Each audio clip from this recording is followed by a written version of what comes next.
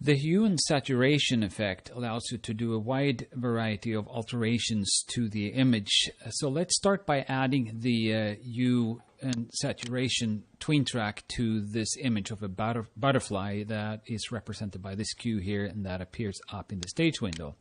So we take hue and saturation on the tween menu, which adds the various tween tracks to the cue.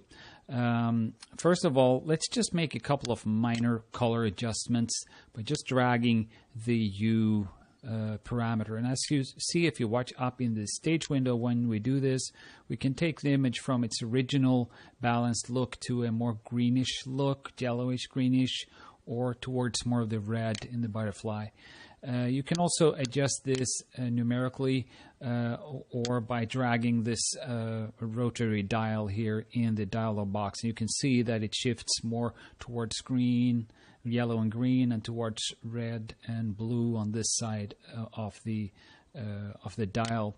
What this dial means is that the color that originally is up here, which is the red color, gets remapped. So if you set it to something like this, anything that was red in the image will now become green.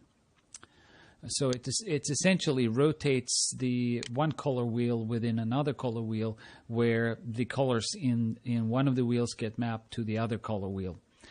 You can think of it that way, but usually the easiest way is you just drag this around until you get a look that gives you the kind of look that you are looking for. The next parameter allows you to adjust the saturation of the color. Let's get rid of this change of the hue by removing this tween point, and then we'll start playing with the saturation instead. And as I change the saturation down here in the tween pane, if you watch up here in the stage window, you'll see what's happening. So if you move this up, you can see that the saturation increases, and if you move it below 100%, it is reduced all the way down to a black and white image. So this can be used as a way to just give a little extra punch to still images or video or anything that appears as a result of a cue in Watch Out by just changing the saturation. And being a tween track, this can of course also change over time. While hue and saturation parameters can be used in this way to make minor changes to an image, you can also use these parameters to do more drastic changes and to entirely change the color of an image. Let's add another couple of cues over here. We have this image that we used in an earlier episode of a square, and then we have an overlay that picks up some of these triangles and colorizes them. Let's say we like the look of this one, but we would like to change the color of the overlay here from the kind of purplish that we have here to a totally different color. Again, we can do that with a hue and saturation tween track, and we would go in and just change the hue by adding a hue point and say that anything that is red would instead map to green.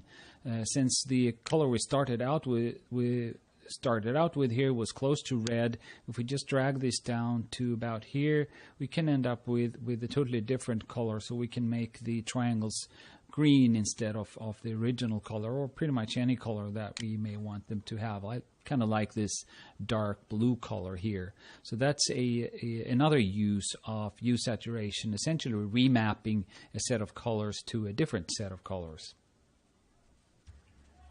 Now, these kinds of drastic changes can also be changed over time, since the hue is controlled by a tween track. Let's bring in another image that has kind of a rainbow-like effect onto the timeline.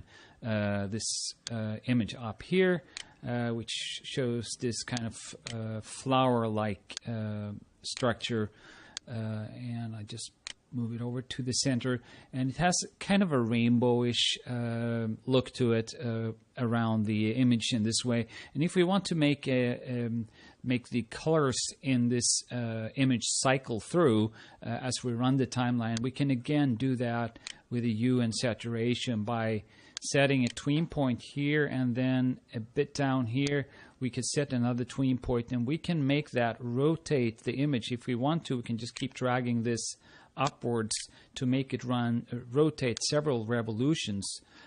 Or you can, of course, go in and double-click here and say that we want it to spin 5 times around the color wheel during this amount of time. So now if we go back to this point and we run it, you can see how it cycles through the colors, essentially spins the color wheel around 5 times, which makes for kind of a nice animated effect with this kind of image.